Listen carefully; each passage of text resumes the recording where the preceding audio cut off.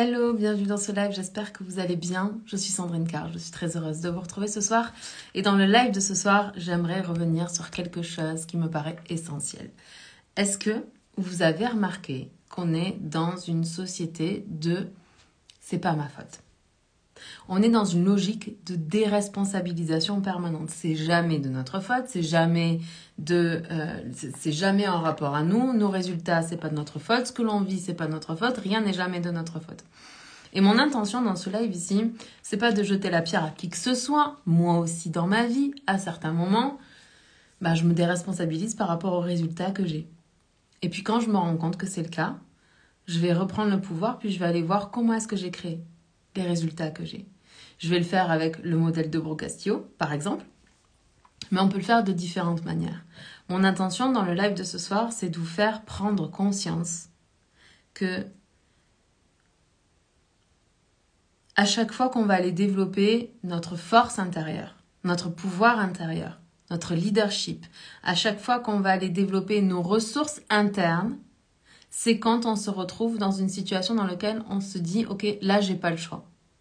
Il faut absolument qu'il se passe ça, il faut absolument que j'obtienne tel résultat parce que je n'ai pas le choix. » Et je sais qu'on vit dans un monde de tout le monde recherche la liberté, personne ne veut se responsabiliser, c'est la faute de personne et on a le choix. On a le choix de ne rien faire, on a le choix d'attendre que les choses arrivent, on a le choix de ne pas se positionner, on a le choix de continuer à avoir nos mauvaises habitudes qui ne nous permettent pas d'obtenir ce que l'on veut, etc., etc. Le problème, c'est que c'est pas parce qu'on a le choix qu'on doit le prendre.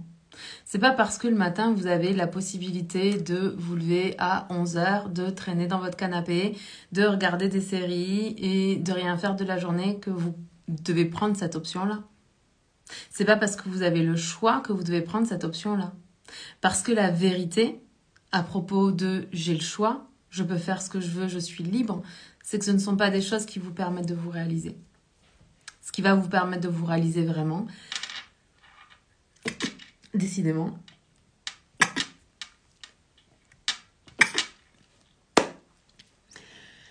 ce qui va vous permettre de vous réaliser vraiment, c'est le fait de vous dire « Ok, là, j'ai pas le choix. Là,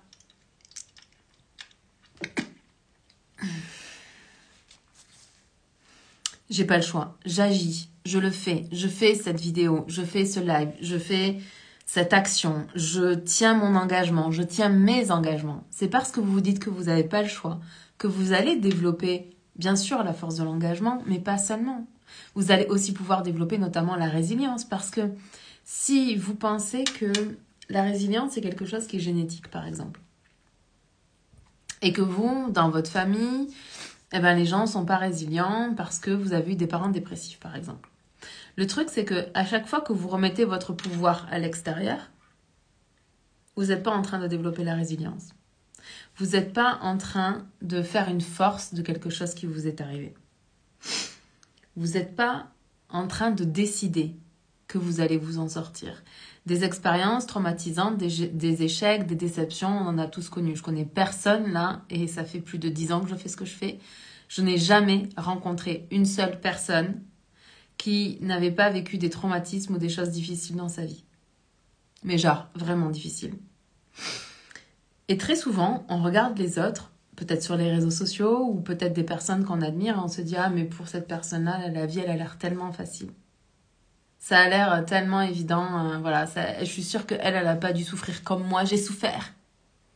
Parce que si elle avait souffert comme moi, ça serait pas aussi facile pour elle. La vérité, c'est que dans mon expérience de vie, j'ai pu me rendre compte que les personnes les plus résilientes sont les personnes qui ont vécu des choses vraiment difficiles et traumatisantes. Des accidents, on en connaît tous, on en vit tous, et où on se colle le hashtag de victime sur le front pour le reste de notre vie,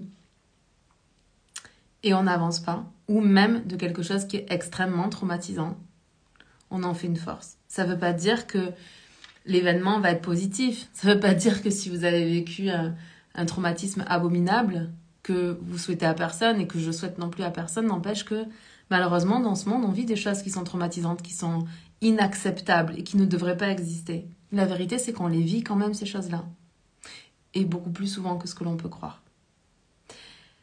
Ça ne veut pas dire qu'on doit faire de cet événement quelque chose de positif dans notre vie.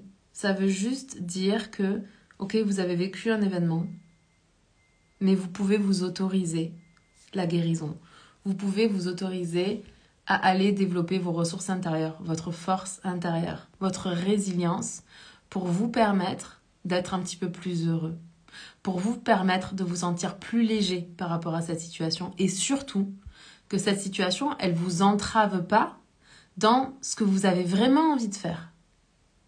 Parce que finalement, dans cette société de on a toujours le choix et où on ne fait pas grand-chose, parce que malheureusement, quand j'entends des personnes dire « Oh là là, mais comme j'ai le choix, je ne vais pas faire mon live ce soir. C'est bon, pour une fois, c'est pas grave si tu le fais pas. » Oui, mais non. Parce que si je me dis que j'ai le choix et que je peux ne pas le faire, c'est sûr que mon cerveau flemmard comme le vôtre, il va se dire « Ok, c'est bon, je le fais pas. » C'est pour ça qu'avoir des engagements forts, c'est important. C'est pour ça qu'être engagé, c'est important. C'est pour ça que plus vous êtes engagé, plus vous développez de la force intérieure et du leadership. Ça n'a rien à voir avec une force intérieure que vous développerez pour contrôler ou dominer les gens. C'est pas du tout mon intention là. Mon intention, c'est que vous puissiez devenir la personne qui décide. Parce que c'est ça le leadership. La personne qui décide de traverser une situation difficile et de sortir victorieuse de ça. La personne qui décide que peu importe le fait que vous ayez eu un accident, vous êtes capable d'aller donner votre cours. Peu importe que dans votre enfance vous ayez vécu un traumatisme, vous êtes capable de vous en libérer. Moi je crois à ça, c'est ma vision. Vous pouvez ne pas la partager, je le respecte, parce que je sais que certaines personnes ont vécu des traumatismes et puis peut-être n'ont pas été correctement accompagnées pour les traverser, ou peut-être que c'était pas le bon moment pour elles, ou peu importe en fait. Je pense pas que qui que ce soit coupable en fait d'être dans cette situation-là. Juste ce que je voulais ici avec le live de ce soir, c'est vous faire prendre c'est de vous faire prendre conscience et prendre confiance. Les deux se mélangeaient dans ma tête. Donc vous faire prendre confiance que vous êtes capable de traverser ça, que vous êtes capable d'aller guérir cette blessure-là. D'ailleurs, regardez comme pourquoi est-ce qu'on adore les super-héros? Parce que chaque super-héros a une blessure et que d'ailleurs il devient super-héros quand il traverse cette blessure et qu'il arrive à la surmonter.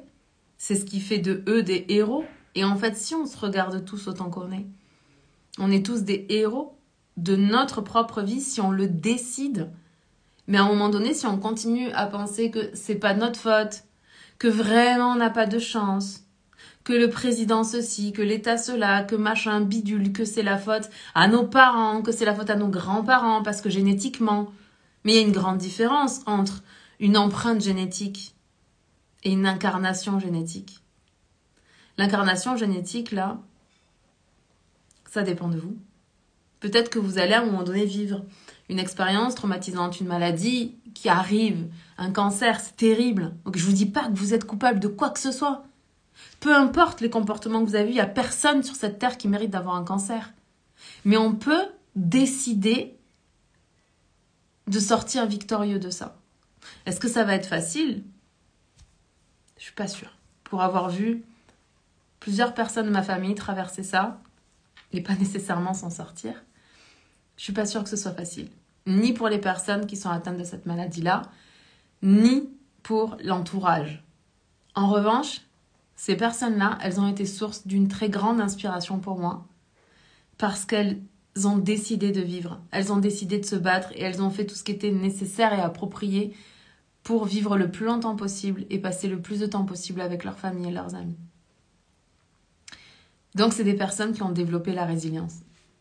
Ça n'a pas suffi à ce qu'elles restent sur cette terre, mais ça c'est une autre histoire. Donc vous, je ne sais pas ce que vous traversez en ce moment. Je ne sais pas si c'est une rupture, je ne sais pas si c'est des difficultés dans votre entreprise, je ne sais pas si c'est une faillite, je ne sais pas si c'est un divorce, je ne sais pas si c'est le décès d'un enfant. Quoi qu'il en soit, vous êtes capable de traverser ça. Vous êtes capable de traverser ça. Vous êtes capable de développer de la résilience. Vous êtes capable de faire de cet événement traumatisant une force. Et vous êtes capable de créer un parcours après ce traumatisme qui sera inspirant pour vous et pour les autres. Mais il faut le décider. Encore une fois, c'est un choix. Je vous aime, je vous embrasse, on se parle demain. Ciao.